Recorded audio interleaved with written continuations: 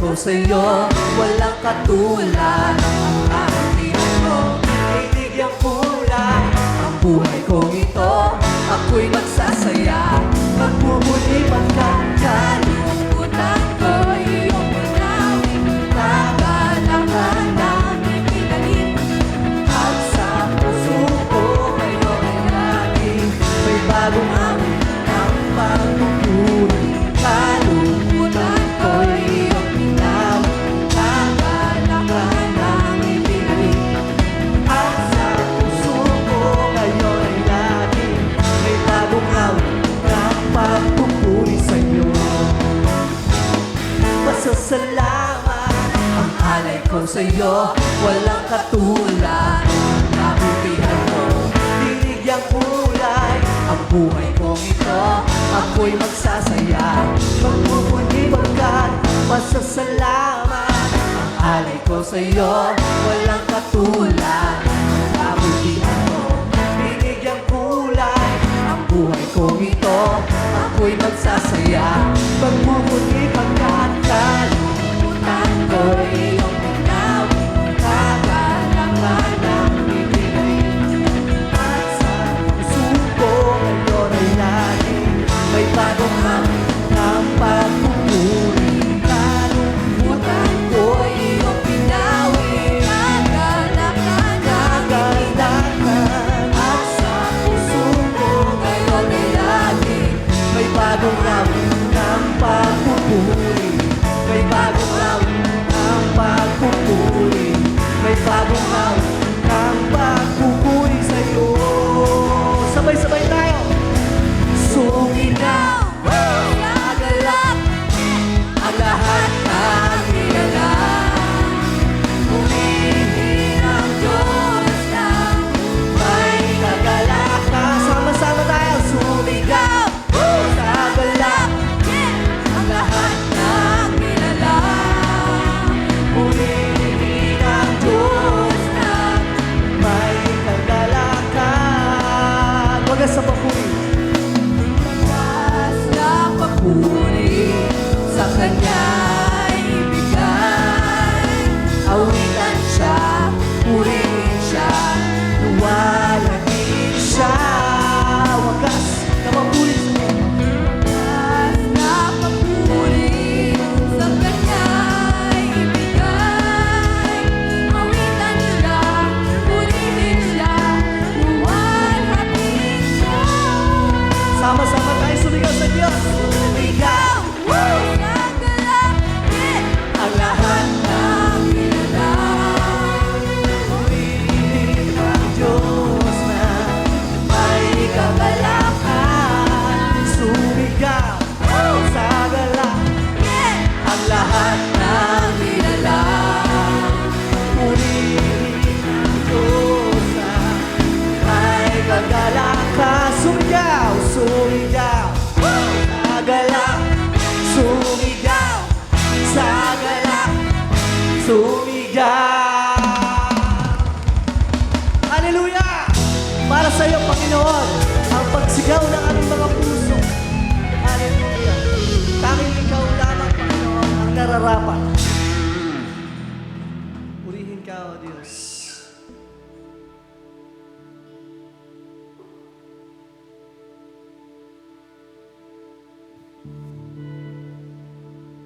Tanging sa presensya mo, Panginoon, ay nakakaranas po ang bawat isa sa amin ng totoong kapayapaan, ng totoong kaginhawahan. Panginoon, sa taong ito, napakabuti mo po. Sa buong 2025, Lord, ipinagkaloob mo po sa amin ang comfort, peace, joy, rise up, level up. Lord, hindi po namin matatawaran ang kabutihan sa buong taong ito, Panginoon. Kaya nararapat ka lamang po na pasalamatan sa aming mga buhay, Panginoon. Hallelujah.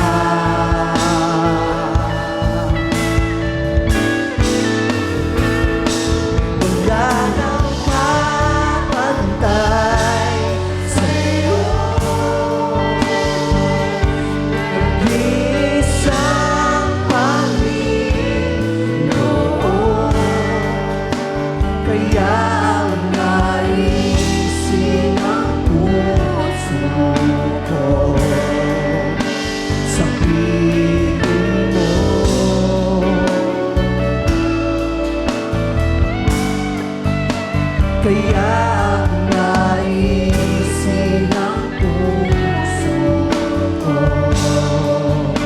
sa piling mo, Diyos, ikaw lang. Kaya ang naisin ng puso ko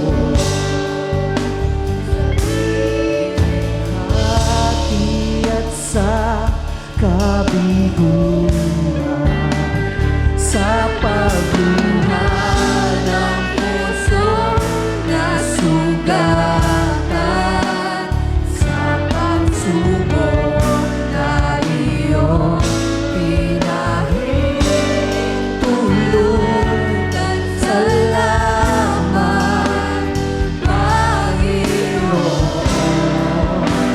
sa katutunan sa aking dalangin, sa kalakasan sa'yo nanggagaling, sa pagtuturo at pagtitinig mo sa amin. Salamat, Panginoon.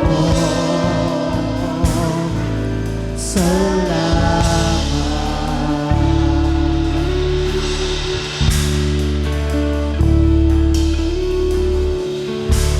Ika'y sadyang kahangahan, kahit na ulit-ulitin ko.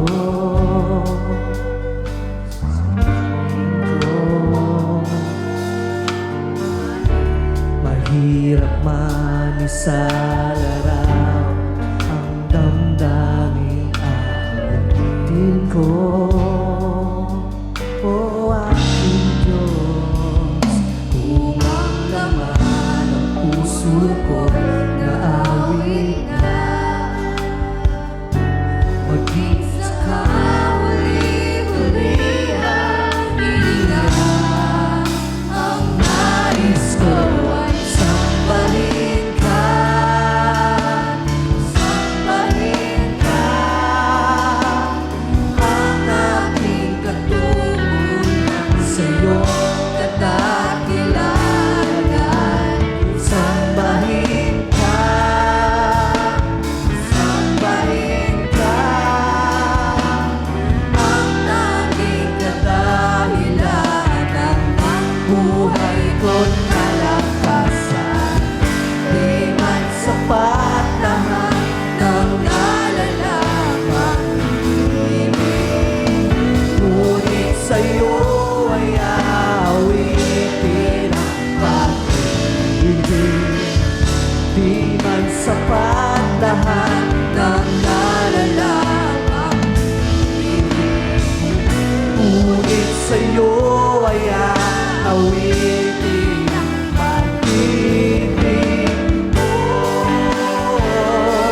Luwalhati sa iyong pangalan mo, pagsambang walang hangganan. Banal at makapangyarihan, Diyos.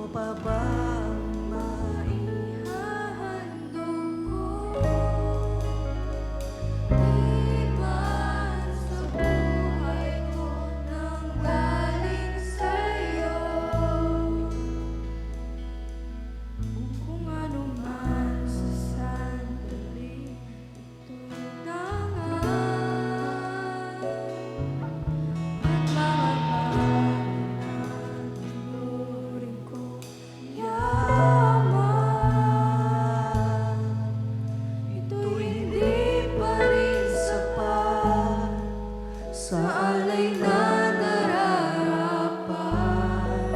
ito'y hindi pa rin sapat. Sa alay na nararapat, ako'y hindi pa rin sapat. Kahit ialay ang lahat sa iyo.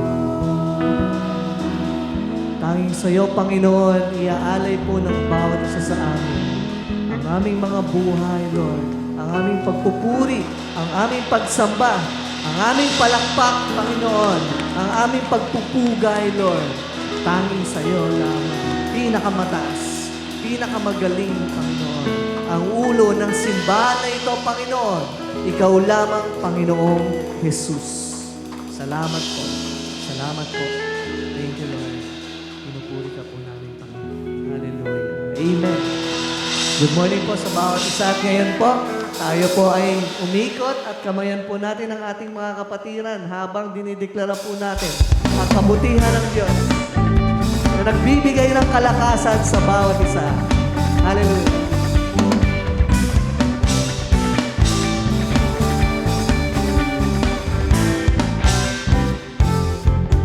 Tatakbo, ngunit di mahahabol, lalakad, di makapagod, paghihintay ng may tagumpay, pagkat pag-asa mo'y nasa iyo. Tatakbo, ngunit di mahahabol, lalakad, di makapagod, paghihintay ng may tagumpay, pagkat pag-asa mo'y nasa iyo.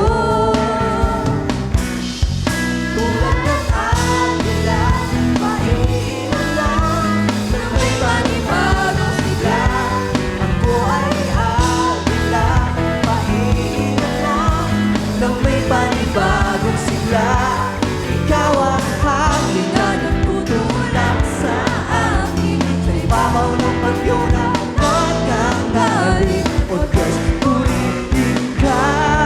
Tulad ng atin na maingat lang, nang may panibagong sigla, ikaw ang hangin na maingat lang, nang may panibagong sigla, ikaw ang hangin na nagtutulak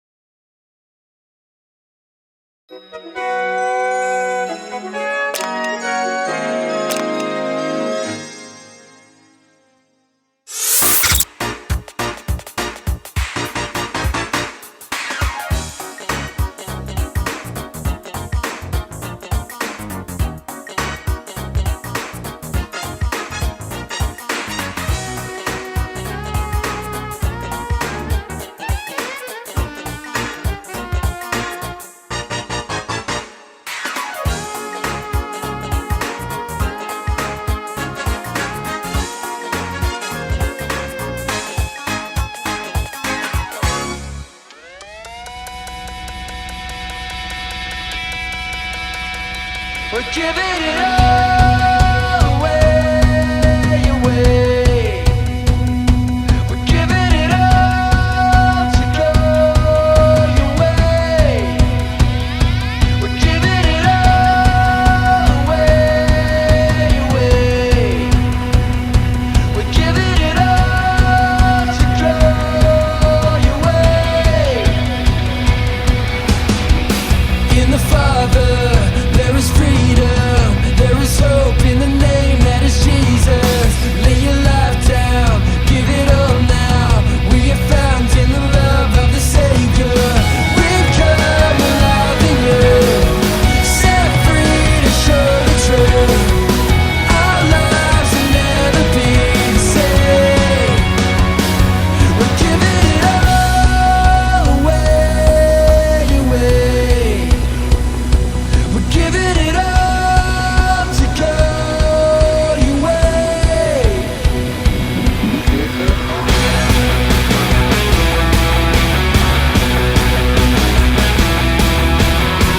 We are sold out to your calling.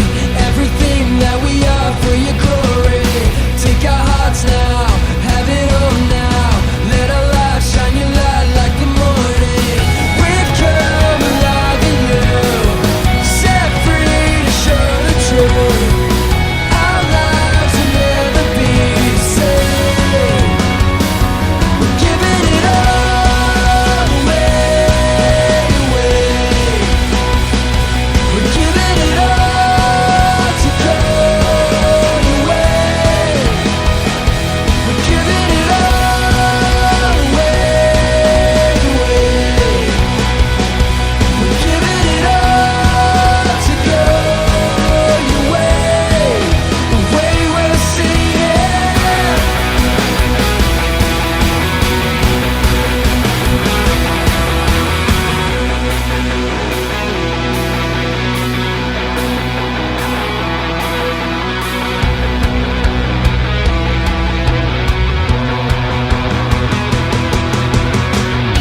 Roll back the curtains from our eyes, and now we can see you. You've shown us your way, your truth and life. We offer our lives to bring you faith. We're caught in your freedom. We're caught in your freedom. We're giving it all away, away. We're giving it all to go your way. We're giving it all away, away.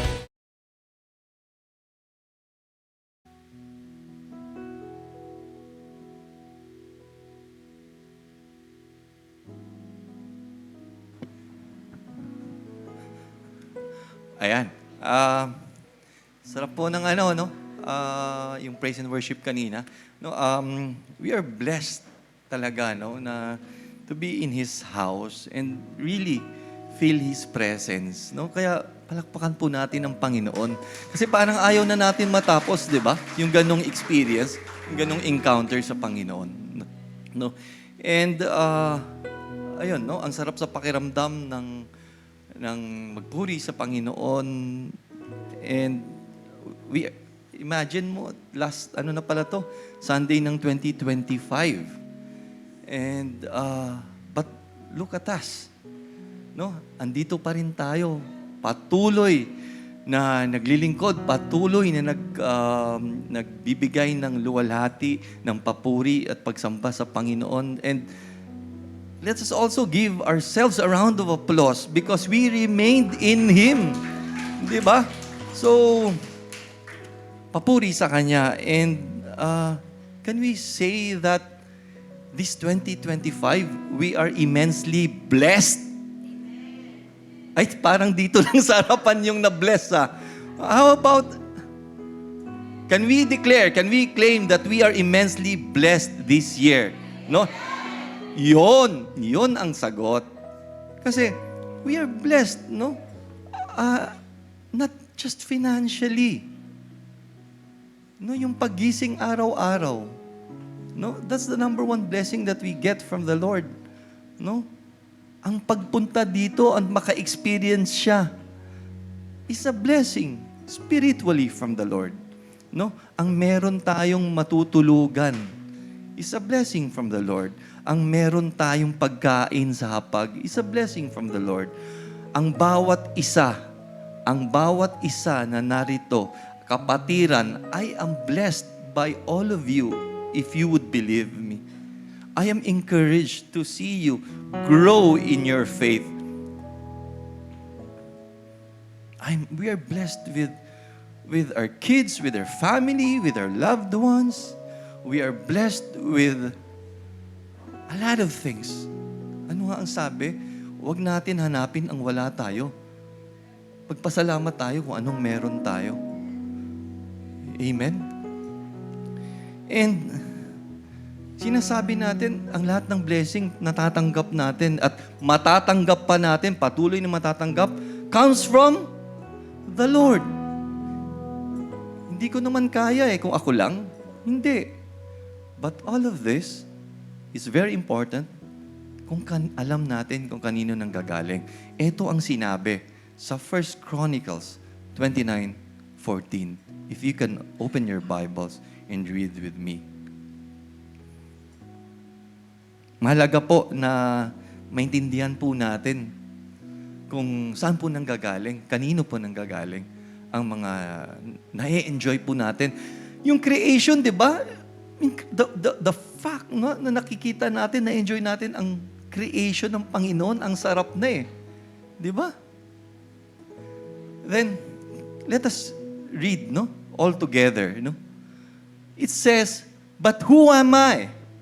And who are my people that we could give anything to you? Everything we have has come from you, and we give you only what you first gave us." So malinaw mga kapatid, lahat po ng natatamasa natin, na-enjoy natin, comes from the Lord. And anong gagawin natin? Bilang pasasalamat. Di ba, ang sabi sa Psalm 100, verse 4, "Enter His gates with thanksgiving. We acknowledge that everything comes from the Lord." And anong natin? Dapat may puso tayo na nagpapasalamat. Let us honor Him through our thanksgiving. No? Let us revere the Lord. Kasi siya ang, hindi dahil, who am I nga? Di ba? Who am I? Kung ako lang, hindi ko magagawa. Hindi ako makakapagbigay sa Panginoon. However, because He loves me, that's who is, He cares for me, that I don't have to worry. Binibigay niya ng kusa. And we, kung tayo ay merong heart of gratitude, with thanksgiving, pasalamat tayo lahat, we honor Him, no? Pasalamat sa malaki at maliit na bagay. Eh, ano mangyayari? If we have that heart, na tayo grateful and we honor Him, ano mangyayari? Parang tayo yan, mga kapatid, na tayo, pag nakikita natin yung tao na pinagbibigyan natin, tuwang-tuwa, nagagalak, at nagpapasalamat, anong mangyayari? Tayo na nagbibigay, tayo mas lalo pang magbibigay. Ganon ang Panginoon natin. Ganon po siya. The more that we acknowledge, the more that we are grateful to Him, the more that He will give, the more that He will provide whatever you need.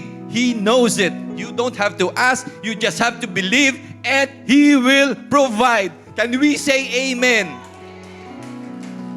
Now, let us honor the Lord. Let us give back to the Lord. Let us show Him our love. Let us show Him our trust. Let us show Him our faith that we owe Him.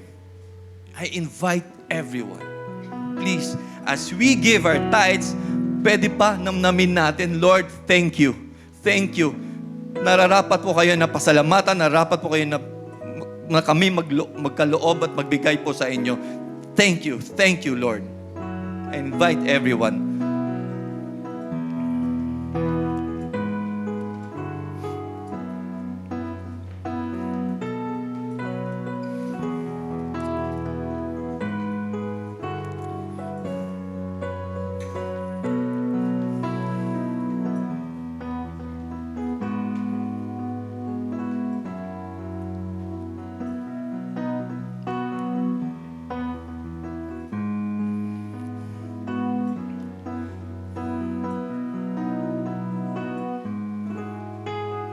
Sige po, ate pong ipag-pray ang ating mga kaloob.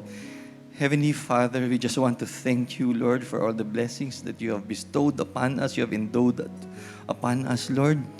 And kayo lang po ang aming pasasalamatan, Panginoon. Hindi po ang aming mga sarili, Panginoon, because it won't happen if you have not allowed it, Panginoon. Lord, everything we have, everything we've got, comes from you, Panginoon. And we acknowledge that, oh Lord. This 2025, you have blessed us immensely, Lord, richly, Panginoon. And I know, Lord, this coming year, 2026, Panginoon, will be even a better year than 2025, Lord. And we declare it, Lord, that you will provide us in 2026 more than you have provided for us this 2025, Lord. Lord, you can see the hearts of everyone, Lord. And you know what we need, Panginoon, and you will provide it. You will provide it, Lord. And we declare a victorious 2026 that will be triumphant, Lord, and that we will grow deeper in our faith, in our walk with you, Jesus Christ. Because we love you, Lord. We love you so much, Lord. Help us, Lord. Help us, Lord, to be worthy to be called your sons and daughters by following you and by serving you more. We give you all the glory. We give you all the honor. We give you all the praise and adoration. This we pray in Jesus' mighty name. And everybody say, Amen and Amen and Amen.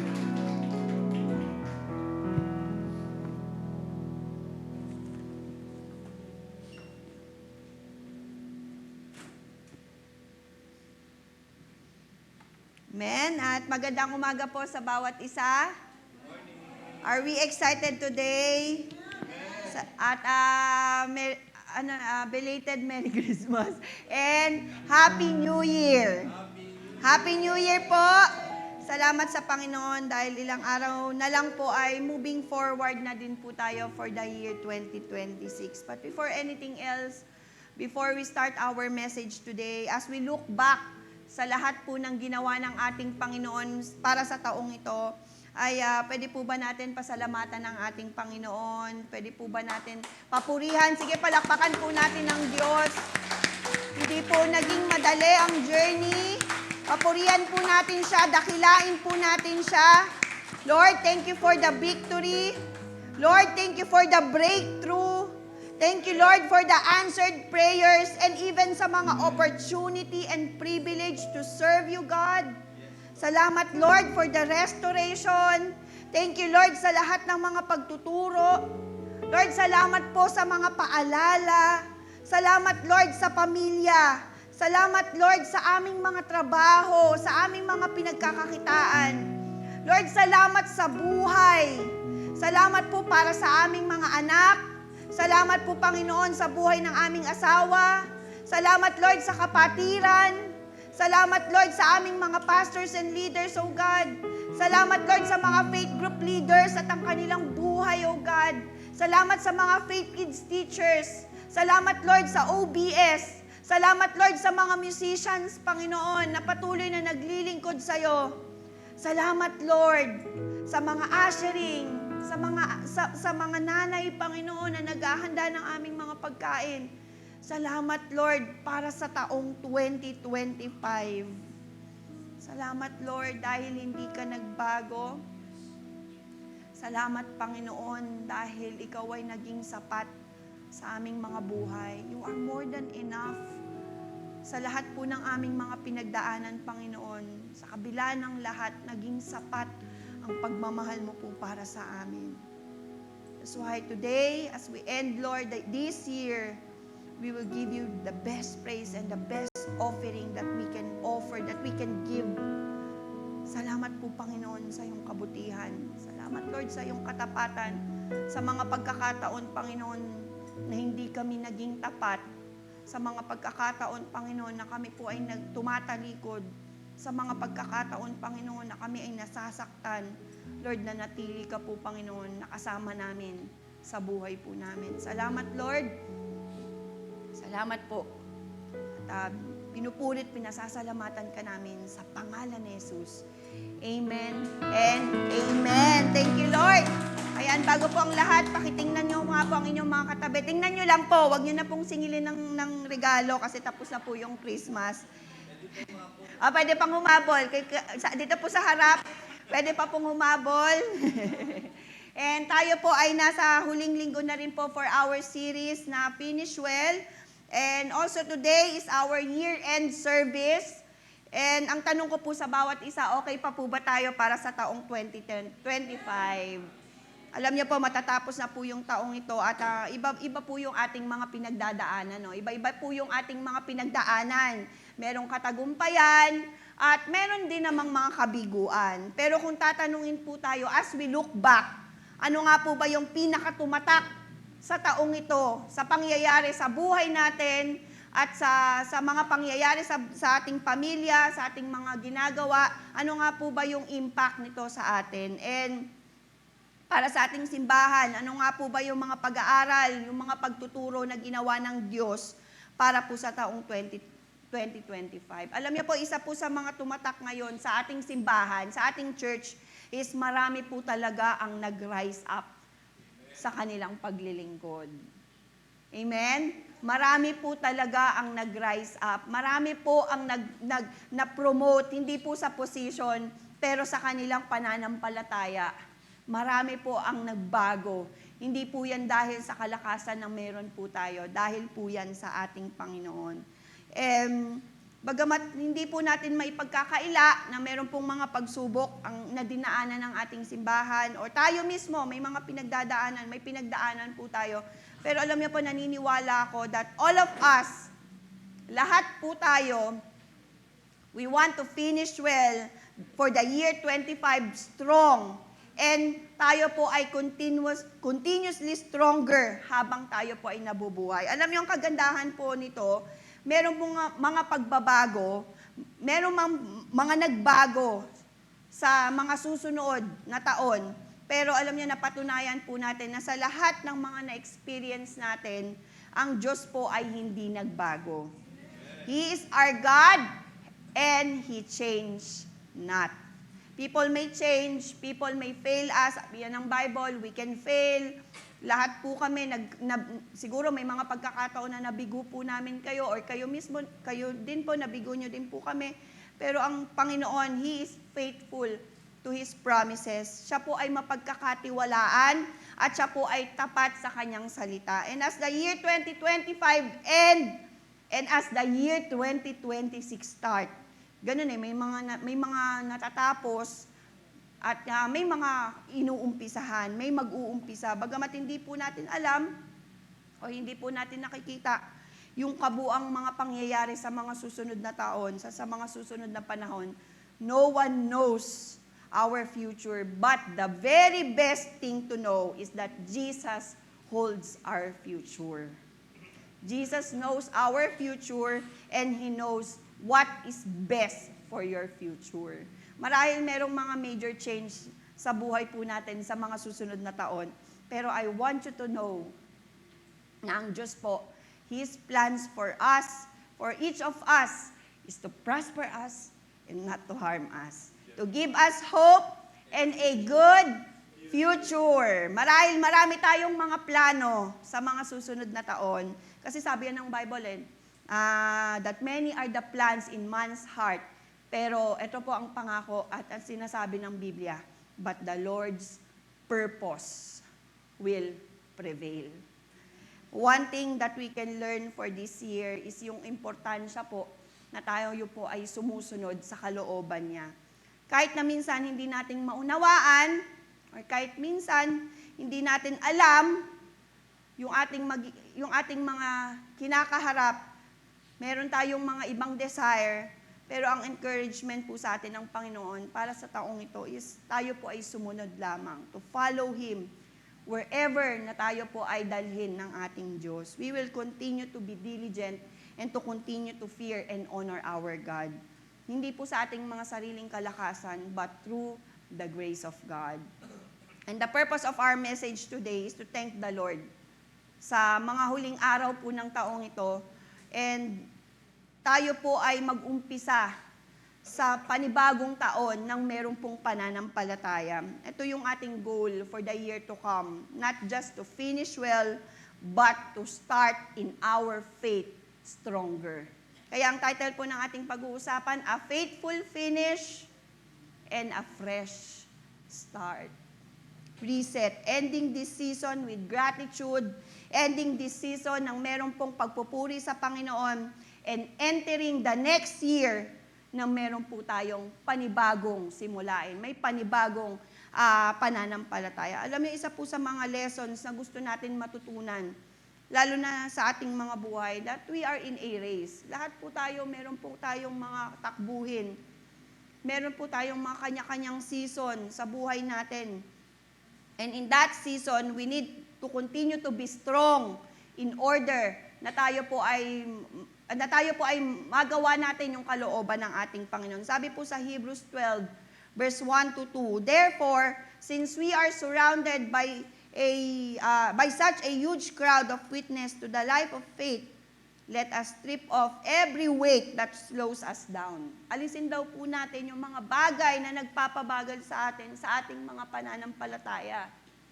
Alisin daw po natin yung mga bagay na alam natin na hindi natin maaabot yung purpose ng Diyos sa buhay natin. Especially the sin that so easily trips us up. Number one, na nagpapabagal sa atin is yung ating mga kasalanan. And let us run with endurance the race God has set before us. We do this by keeping our eyes on Jesus, the champion who initiates and perfects our faith. Because of the joy awaiting in Him, He endured the cross, disregarding its shame. Now He is seated in the place of honor beside God's throne. Now, you will notice, yung text po natin nag-umpisa sa salitang therefore. And kapag nakakakita po tayo ng ganyang word, it is very important na tingnan po natin yung context. Ano nga ba yung pinagmulan ng context na to? Ano nga ba yung pinagmulan nung word na to? Ito, madalas po natin itong napag-aaralan na ang buhay po natin we are in a race of faith. So, in Hebrews 11, ang pinopoint out po ng sumulat is all about faith. Yung foundation po ng Christianity. Yung heart po ng bawat Kristiyano. Importante po that as we finish well and also to start well, kailangan po natin ng pananampalataya.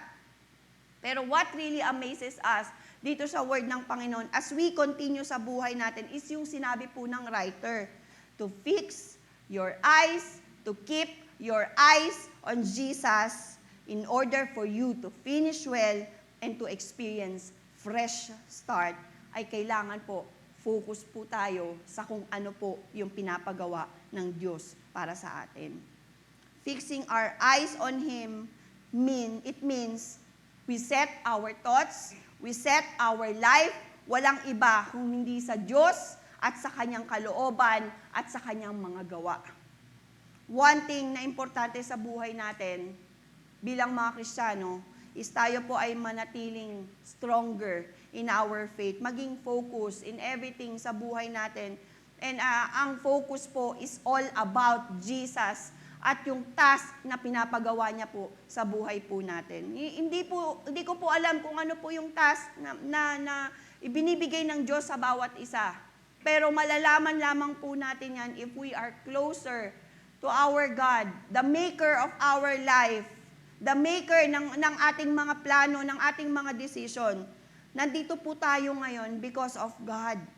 Lalo na po, kung mayroon po tayong mga iba't ibang pagsubok na kinakaharap, na minsan po nagdadala sa atin sa mga kabiguan. That's why we are called to run and finish well with a fresh strength na ang focus ay yung gawa o yung pinagagawa ng Diyos para sa atin. Kaya alam niyo kung mapapansin natin, yung author ng verse na to, para pong coach, para pong, parang yung may coach, di ba si Manny Pacquiao, may coach siya di ba? Ano po yung sinasabi niya? Mga encouragement. Ano po yung mga plano? Ano po yung mga dapat gawin? And ganun din po yung sinasabi ng Hebrews. Para pong coach na he encouraged sa isang runner, sa buhay po ng isang mananampalataya to keep going, to focus, to run with endurance, to continue running, to focus on your faith, to focus on Jesus, sa ating Panginoon, the author and the perfecter of our faith in every season of our life. Of course, yung author ng Book of Hebrews is very much concerned about our spiritual strength because yung race na tinatahak po natin, hindi po ito competition of other runners. Pero ito po ay battle kung sino nga ba ang masusunod sa atin. Yung nais po ba natin o yung nais ng Diyos para sa atin. Minsan, ang tingin natin sa sa ng Diyos is parang napakahirap. Pero once na tayo po ay sumunod sa ating Panginoon, breakthrough sa buhay po natin, sa ating mga pananampalataya. And we desperately need endurance. Kailangan po natin ng katatagan para magpatuloy. Kailangan natin maging matatag so that magawa po natin ang kalooban ng Panginoon and not we will stay on our comfort zone. Hindi po tayo mananatili sa ating mga comfort zone, pero tayo po ay mananatili sa kalooban ng ating Panginoon. Yan po yung focus ng taon po natin. We need nourishment. We need Jesus. We need to focus our faith. We need to replenish our strength. Lalo-lalo na po, nakakapagod po ang taong 2025. Marami po tayong mga heartaches. Marami po tayong, sasabihin ko saan, marami tayong heartburn. Marami tayong mga kabiguan sa buhay. Pero, ang gusto ng Panginoon is ma-replenish. Mabigyan po tayo ng panibagong sigla. At maipagpatuloy po natin hanggang sa ating mga huling hininga.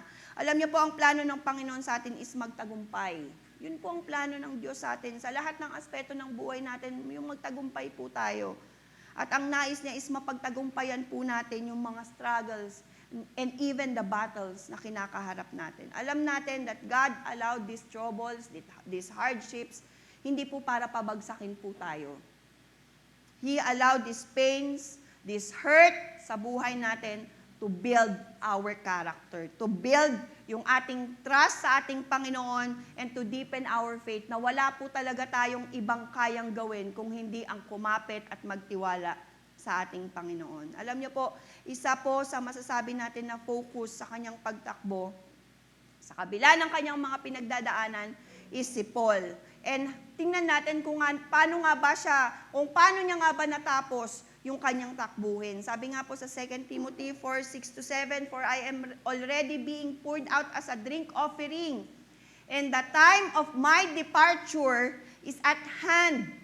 I have fought the good fight, I have finished the race, and I have kept the faith." Sabi ni Paul, my departure is at hand. Kumbaga, nalalapit na po yung kanyang katapusan. Para sa kanya, palubog na yung araw. Pero ano po ang assessment niya sa kanyang spiritual life? I have fought a good fight of faith. Natapos ko. I have finished my race. I have kept my faith. Napanatili ko yung pananampalataya na meron ako sa kabila ng mga kabiguan, sa kabila ng mga pinagdadaanan, na natili ako, nagawa ko yung calling ng aking Panginoon. Yun po yung sinasabi ni Paul.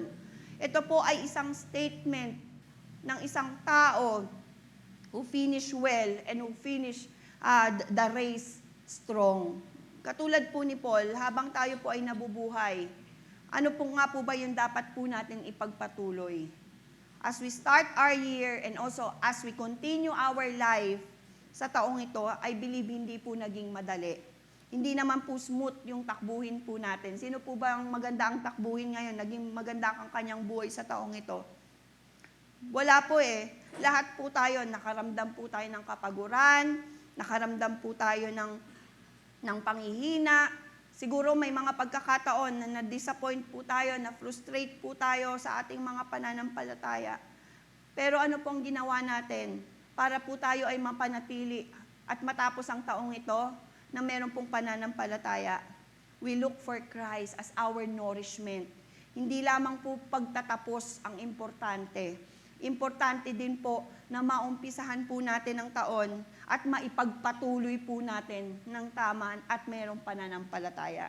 And alam niyo po, hindi po natin kaya na gawin to sa buhay po natin nang mag-isa lang po tayo. That's why we need to do, ano nga po ba yung dapat nating gawin? Bakit nga ba natin to dapat gawin? In order to start well, is we need also to start well with our relationship. Tingnan mo yung katabi mo. Huwag nyo na pong hingian ng regalo. Mamaya na lang, pero mamaya nyo na lang po iabot. Joke lang. Alam niyo po, we need our brothers and sisters. Kailangan po natin ang ating mga kapatiran. Ito po ay patungkol sa ating relasyon bilang magkakapatid sa pananampalataya. Our relationship to one another. Alam niyo po, isa po sa kagandahan ng simbahang ito is that we know I have someone. Kaya po tayo narito sa taong ito or sa buhay po natin is that we know na meron po tayong someone na masasabi natin na hindi po tayo iniwan. Hindi po naging madali, pero because of our brothers and sisters, because of our leaders, our faith group leaders na patuloy na nananalangin, patuloy na nag-e-encourage, ay nagawa po natin ang taong ito. Someone is praying for you, someone is encouraging you, merong mga taong nag-e-encourage sa'yo, may mga taong nagmamahal sa'yo, kaya ka nagpapatuloy sa iyong relasyon sa Diyos. And ako po, I'm very thankful dahil kung titingnan ko po ang taong ito, hindi naman po talaga madali na nagawin yung task na pinagagawa ng Panginoon. But thank you, Lord, na dahil meron po akong mga co-leaders, meron po akong mga co-pastors, meron po akong mga nanay, meron po akong mga kaibigan, mga kamag-anak, mga mahal sa buhay na napatuloy na nananalangin para sa akin para magawa ko po yun. Meron po tayong mga natutunan sa bawat isa. We learn to value people. We learn to care for people. We learn to pray for people. We learn to appreciate one another. Yun po yung pinaka-importante as we start our year. And I believe yan din po yung dapat pa rin po natin ipagpatuloy. Alam niyo po yung essence why Jesus came sa mundong ito, para ipakita po sa lahat, sa atin, na yung kahalagahan po ng relationship sa bawat isa. Yan din po yung higit na dapat nating pagtuunan ng pansin. That we must continuously build strong relationship with one another. At ang Diyos, kinumand niya po yan, to love one another, to forgive one another, to build one another. At isa po yan sa mahalagang pagtuturo as we continue our race sa buhay po natin. From January up to the end of the year, hindi po nag-stop. Ito po yung gusto ko pong ipagpasalamat sa Panginoon, hindi po nag-stop na lumago ang pamilya ng Diyos. Sabi nga po di ba, every time o every Sunday, meron pong bago na lumalago ang pamilya ng ating Panginoon. This year is a victorious year sa pamamagitan ng ating relationship with one another and with Christ. At ayan naman po yung nais ng Diyos sa atin. Matutunan po natin na mahalin ang ating kapwa. Naging kaparaanan lang po ang mga taong nagdaan o dumaan sa buhay natin para makita po natin na kailangan po natin ng pagbabago, kailangan po natin ng pagpapalakasan, kailangan po natin na piliin na mahalin ang bawat isa. At ang desire ng Diyos sa atin as we focus this year 2026 is the unity and harmony among God's people. Sabi nga po sa Ephesians 4:31-32, get rid of all bitterness, rage, anger, harsh words, slander, as well as all types of evil behavior. Instead, be kind to each other, tender-hearted, forgiving one another, just as God through Christ has forgiven you. Every day should be our time to love and to forgive one another. Hindi lang po dahil sa Kapaskuhan or dahil sa bagong taon. Minsan ganyan ang tradisyon natin bilang mga Pilipino, no? magbago ka na, bagong taon na, magpatawad ka na, bagong taon na. Pero tayo po bilang mga anak ng Diyos, tinawag bilang anak ng Panginoon, child of God, matutunan po natin na ipakita yung pagmamahal ng Diyos sa bawat isa. Think and act like Jesus. Kaya alam niyo, isa po sa dapat natin nadalhin, nakita ba si Christ, si Jesus sa buhay ko, sa aking mga ginagawa? Nakita ba si Christ sa aking mga sinasabi? Nagtagumpay ba ako sa pamamagitan ng aking relasyon sa aking kapwa? What kind of impact ang nakita sa akin, lalong-lalo na sa taong ito? Natuto ba akong maging mapagbigay? Natuto ba akong magpatawad? Natuto ba akong ipanalangin ng aking kapwa? And being compassionate is our mission here on earth. As a church, as an individual, ay importante po sa Diyos ang ating relationship.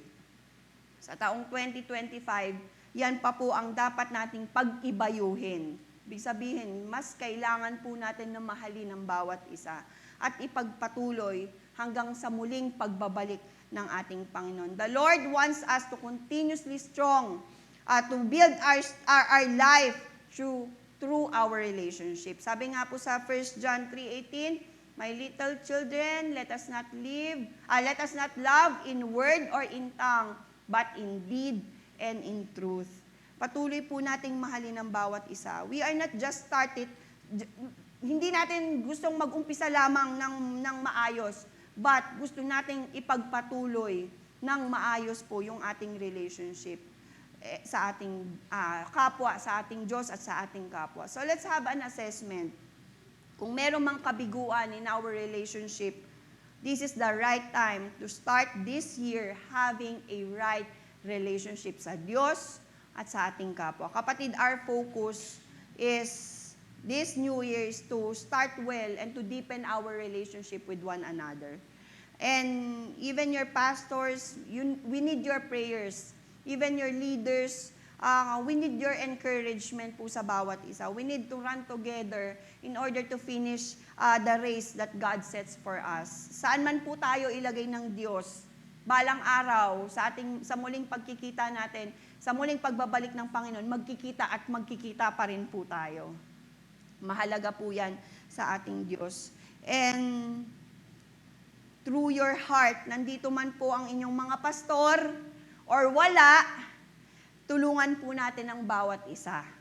Narito man po ang inyong mga leaders or wala, kailangan po natin na-encourage ang bawat isa para po magawa natin ang kalooban ng ating Panginoon. Kasi yun po yung sinabi ng Diyos. And ako po, gusto ko po, honestly, I just want to get this opportunity din po to say sorry to those people na na-fail ko sa aking paglilingkod. Kung meron pa man pong mga bagay o meron man pong mga pagkakataon na na-fail po namin kayo sa aming paglilingkod, kami po ay humihingi ng tawad. And kung meron man mga pagkakataon na magkakamali po kami, let us pray for us and encourage nyo rin po kami bilang inyong mga pastors kasi kailangan po namin yan. And sa totoo lang, mahal na mahal po namin kayo. Deep within our heart, wala pong bagay na hindi po namin kayo iniisip. Sa totoo lang, di ba, Pastor Irene? Lagi at lagi po kayong nasa aming mga isip. Kung may mga pagkakataon po na na-fail po namin kayo, humihingi po kami ng kapatawaran. And we want to start this year, our life, ng meron pong totoong paglilingkod sa ating Diyos. Amen? And pangalawa po na makikita natin is yung kahalagan po sa taong ito is we need to start well with a grateful heart. Sabihin po natin, with a grateful heart. Sabi nga po sa 1 Thessalonians 5:18, give thanks in all circumstances. Church, habang malapit na po ang taong 2026,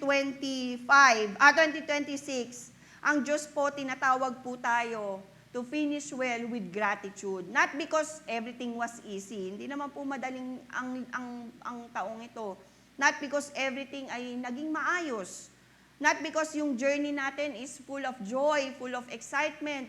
na naging smooth yung journey natin, but because yung every high and every low ng buhay natin, God is so faithful in our life. Alam niyo po, ang pasasalamat po sa Diyos sa taong ito, it is not pretending na hindi tayo nasaktan, hindi tayo nahirapan, hindi tayo nabigo. Hindi po ito acting na everything was perfect, kaya nagpapasalamat tayo sa Diyos. It's not denying na meron din tayong mga kabiguan. Meron din po tayong mga losses. Meron din tayong mga disappointments and frustration. Being grateful sa taong ito, it simply means, God, kahit hindi ko nakikita, Lord, kahit hindi ko nakikita yung mga bagay na to, even I failed, ikaw ay mananatiling mabuti. Alam niyo po, being grateful is an act of faith, not emotion. Sabi nga ni Paul, give thanks in all circumstances. Not for all circumstances, but in circumstances. Hindi tayo nagpapasalamat sa Diyos for the storm. Hindi tayo nagpapasalamat sa Diyos kasi nasira yung ating relationship sa ating kapwa. Hindi tayo nagpapasalamat sa Diyos kasi meron tayong mga pinagdadaanan. Pero tayo po ay nagpapasalamat sa Diyos dahil sabi niya, sinamahan niya tayo in all circumstances, in the middle of our storm. And nagtitiwala tayo na yung presence po ng Panginoon is greater than our circumstances. Hindi tayo nagpapasalamat sa Diyos for the heartbreak. Wala naman po nagpasalamat sa Diyos na dahil na-experience na yung kabiguan or nasaktan siya. Lord, thank you nabigo ako. Lord, thank you nasaktan ako. But you thank Him that even in our heartbreaks, even in our disappointment, ang pangako niya po sa bawat isa is that He is close to the broken-hearted. Being grateful in hardship is not denial na meron tayong pinagdadaanan.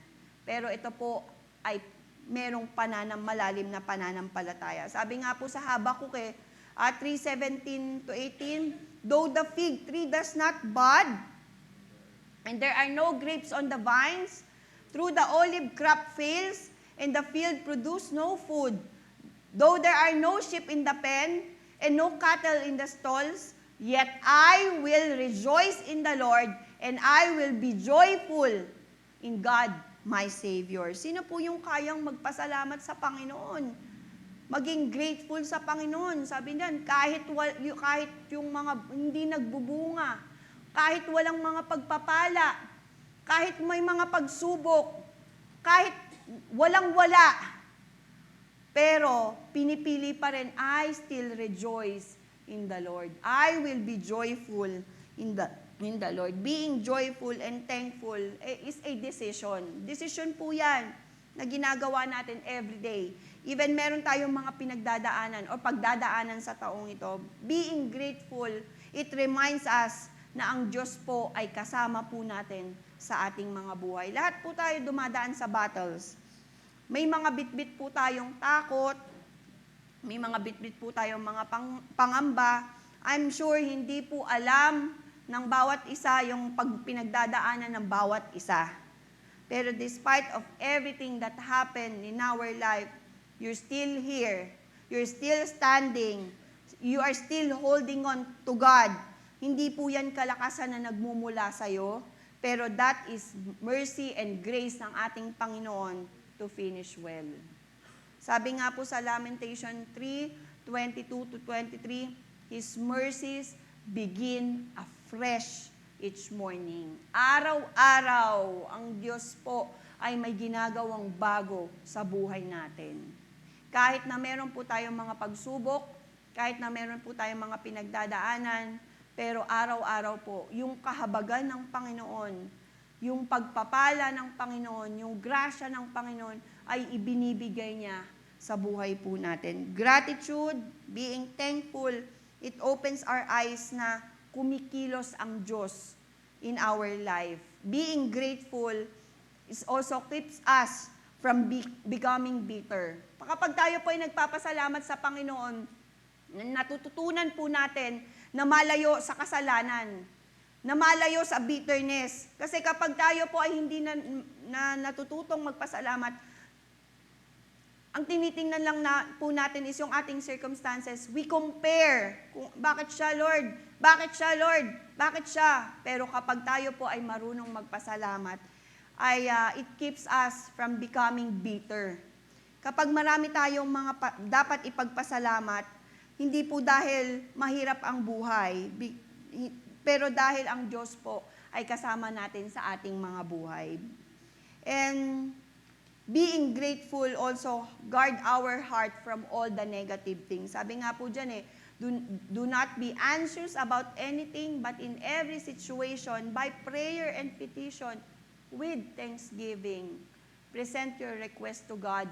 And ang promise niya, and the peace of God, which transcends all understanding, will guard your heart and your minds in Christ Jesus. Being grateful, being thankful sa Diyos, it prepares us kung ano po yung nais na gawin ng Diyos para sa atin. Ang pagiging mapagpasalamat po ay kalooban niya po yan para sa atin. Ang pagpapasalamat din po is not the end of season.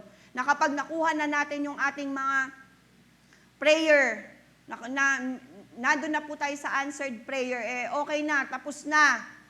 Lalo-lalo na po, kasi minsan kapag hindi nangyari yung pinagpipray natin, may tendency na hindi tayo magpasalamat sa Diyos Pero alam niyo po, ang pagpapasalamat, kahit wala pa po yung mga panalangin natin, it is a doorway para madala po tayo sa kalooban ng ating Panginoon. Nung pinagaling po ng Diyos yung 10 lepers, isa lang po ang bumalik para magpasalamat. And Jesus told him something deeper. Sabi po doon, and He said to him, "Arise, go your way, your faith has made you well." The 9 na pinagaling ng Panginoon, pero yung nag-iisang bumalik para magpasalamat sa Panginoon, God, His faith made him well. God made him whole. Kay galingan hindi lamang po physical, pero kagalingan din po sa kanyang pananampalataya, sa kanyang spiritual, yung pagpapatawad po ng ating Panginoon because of His faith. Kaya alam nyo, grateful heart, thankful heart, opens us para po magawa pa po natin lalo yung kalooban ng Panginoon. Finish well with thankful heart, lalong-lalo na sa taong ito, kasi sa kabila ng kabiguan, sa kabila ng mga karamdaman, sinong dito nung December may sakit, yung aming pong panganay nilalagnat kaya hindi talaga kami masyadong lumabas. Pero alam niyo po, sa kabila ng lahat, tayo po ay victorious because God is so faithful. Maybe this year, wala pa yung katugunan sa ating mga panalangin. Maybe something still hurt. Nandun pa rin yung mga sakit na nararamdaman natin. Maybe some of us, may mga questions na hindi pa rin po natutugon. Maybe may mga task po tayo, may mga purpose pa po tayo sa isang bagay. And may mga bagay din po that ended in ways that you will never expected. Pero nandito po pa rin po tayo dahil po mabuti po ang ating Panginoon. And being thankful does not deny the pain. Pero declaring na, Lord, kahit masakit, kahit mahirap, kahit may mga bagay na hindi ko maintindihan, you are with us even in this pain. And thankful heart does not remove the wounds. May mga bagay po na nakapagpasakit po ng ating puso, nakapagpabali po ng ating mga nararamdaman. Siguro bumagsak po yung ating mga pananampalataya. Pero it reminds us that God healed even our broken-hearted. Being thankful does not mean this year was perfect. Pero ang ibig sabihin lamang po niyan, despite of our imperfection, ang Diyos po is always perfect in His ways.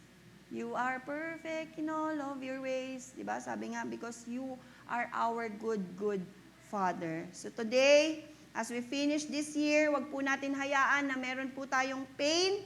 Don't finish with regrets. Don't finish with bitterness, but finish with a thankful heart.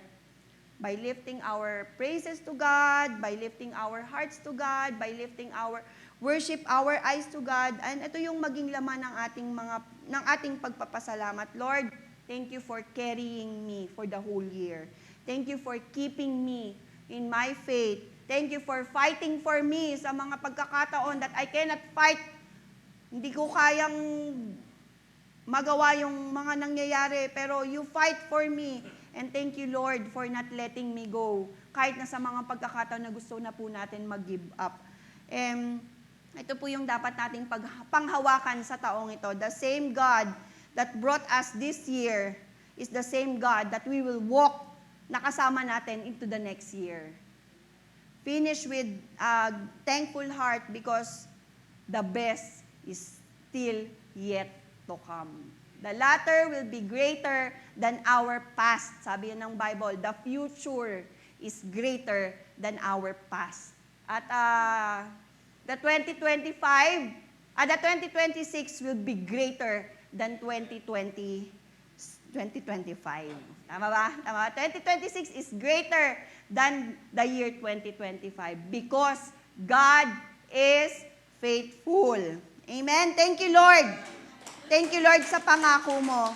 And last, finish well and start strong. Sino po dito naniniwala that despite of what is happening sa taong ito, ang dami pong nangyari sa taong ito, maraming revelation.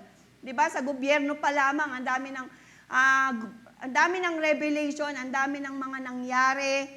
At we know na meron pa rin pong katagumpayan over trials and temptation. Sino po dito sa mga oras na ito, nais pa rin po natin magtagumpay?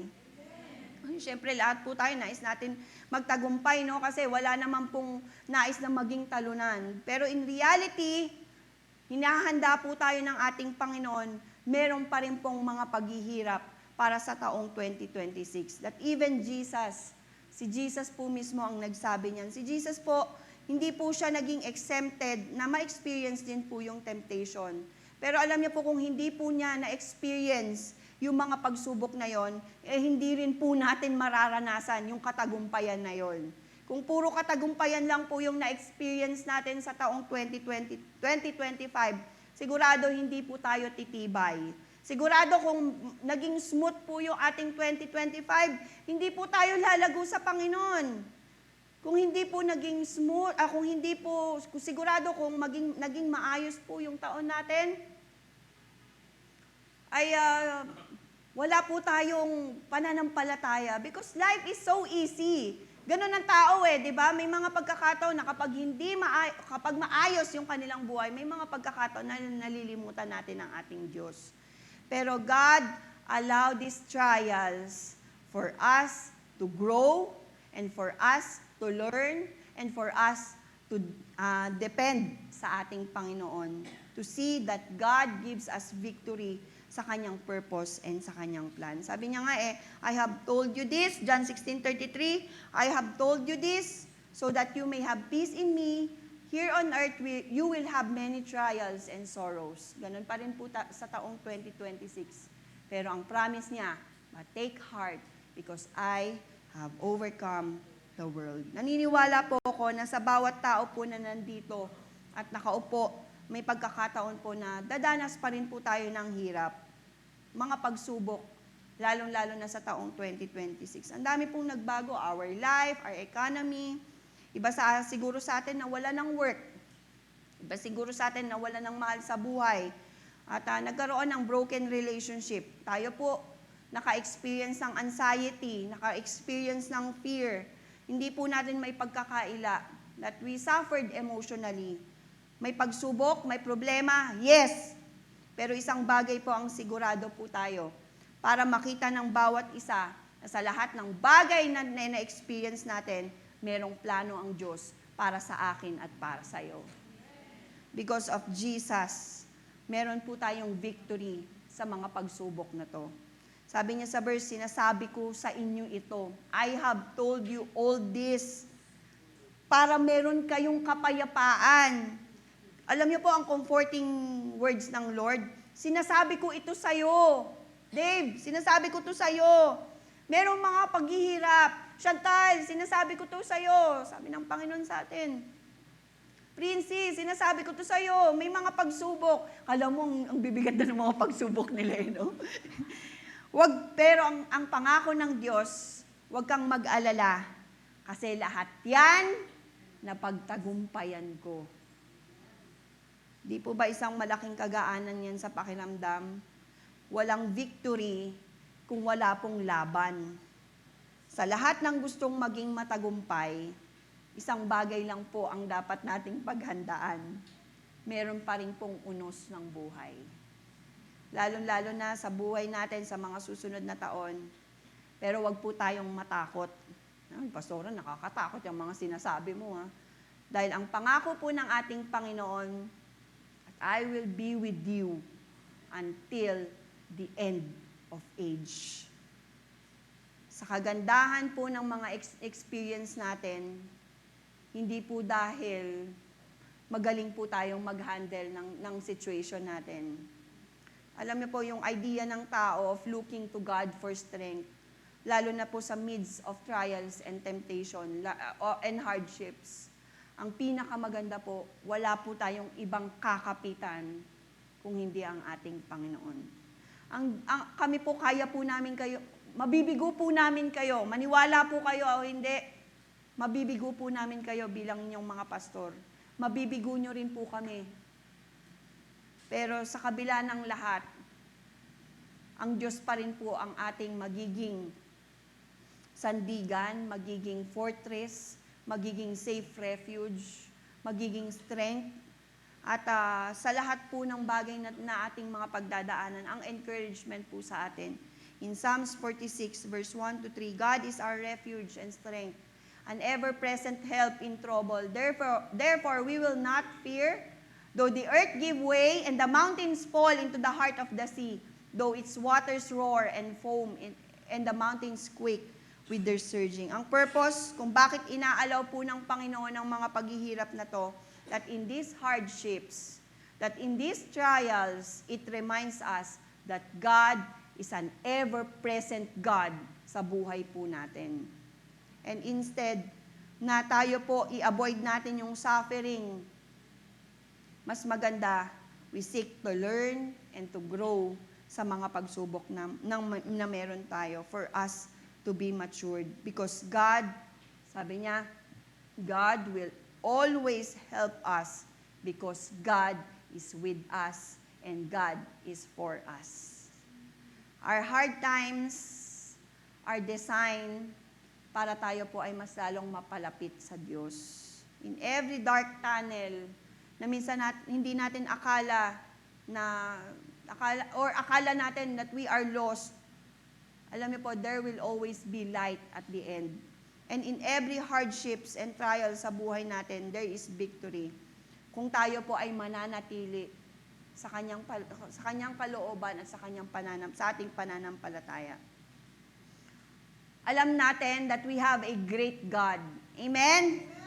Na mahal niya po tayo.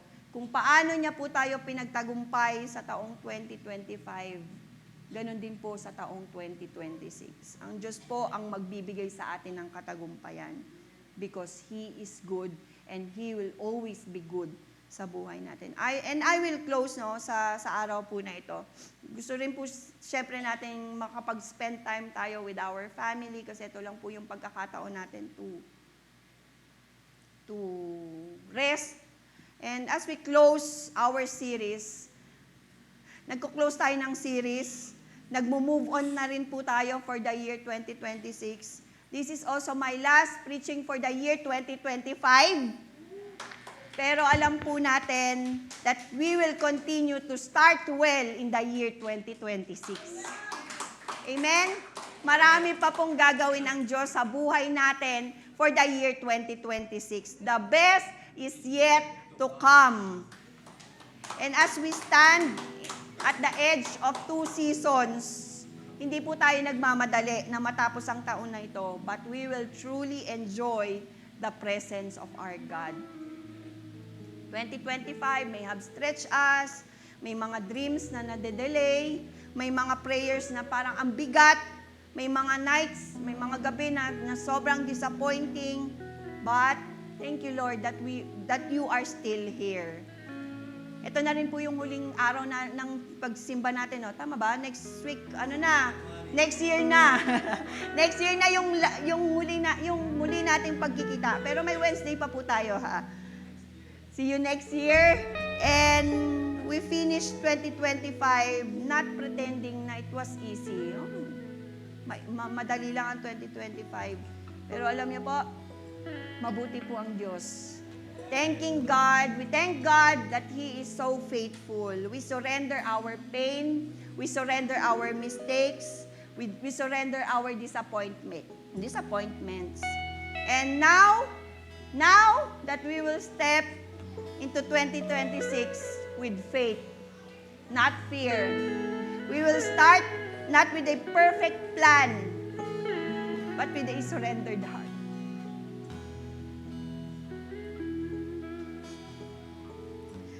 Ewan ko ba, tuwing matatapos ang taon, parang sobrang hindi po madali ang 2025 sa buhay po natin, sa pamilya natin, sa individual, sa mga personal life natin. But thank you, Lord. Kung saan man po tayo dalhin, naandun po ang Diyos. Yun po yung pangako niya. We will not trust on our strength, but we will trust sa presence ng ating Diyos. The same God that kept you through 2025 will also guide you for the year 2026.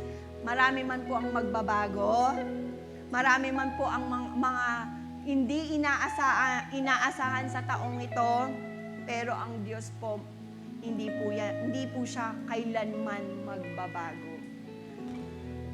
He goes before us, and He will walk beside us, and He will remain faithful sa buhay po natin. I finished this year. We will finish this year. Parang ako lang. We will finish this year with grace and faith. And we will start the year with grace and faith. So let's close this year with worship and thanksgiving. Mabuti po ang Diyos. Salamat po sa buhay ng bawat isa na narito pa rin po sa ating simbahan. Salamat po sa mga bisita. Parang Parang napakabuti ng Panginoon.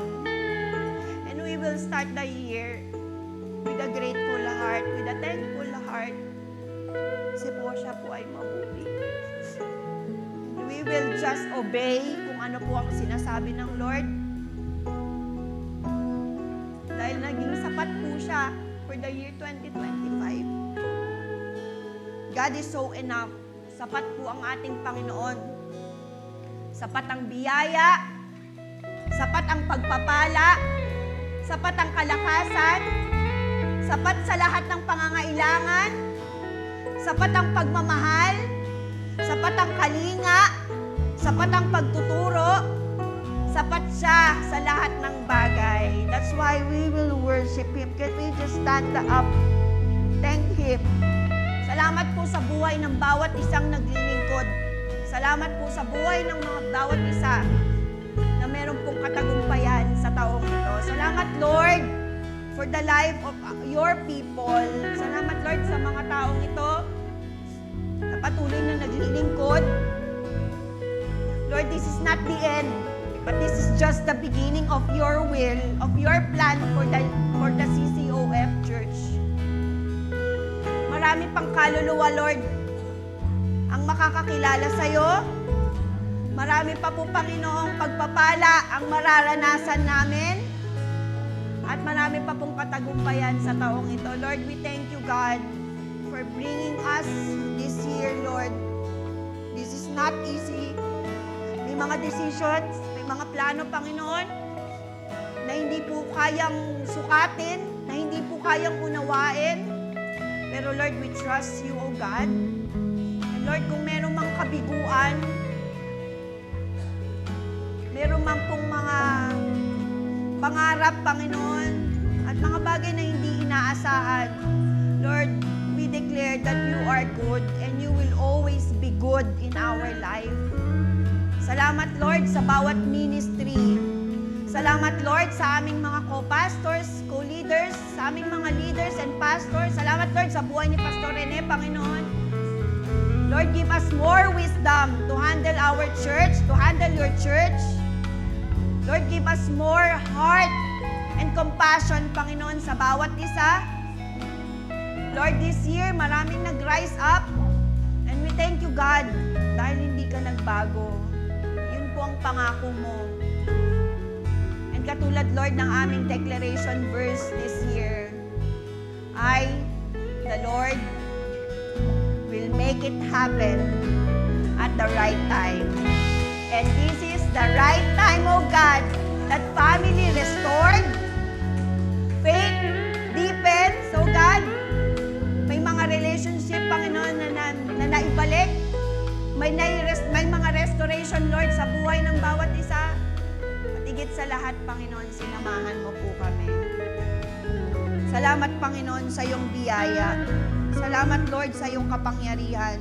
That's why, Lord, we thank you, God, for your mercy and grace. Lord, we will start our year na meron pong pananampalataya. Wherever that you will lead us, that you will guide us.